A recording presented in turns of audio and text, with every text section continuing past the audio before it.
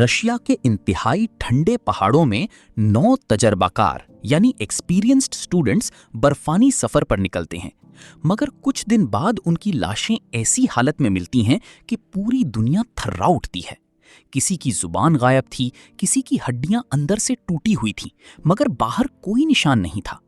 आखिर उस रात उनके साथ क्या हुआ? 1959 में ईगोर डियाटलोव की सरबराही में ये ग्रुप डेड माउंटेन की तरफ निकलता है।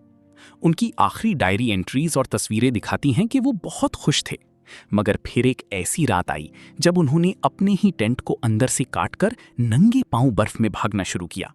जब रेस्क्यू टीम वहां पहुंची तो नजारा दहशतनाक था। टेंट अंदर से फटा हुआ था, सारा सामान अंदर था, मगर लोग बाहर -30 डिग्री टेम्परेचर में नंगे पांव थे। उनकी मौत की वजह हाइपोथर्मिया नहीं, बल्कि ऐसी चोटें थीं जो किसी कार एक्सीडेंट में लगती हैं।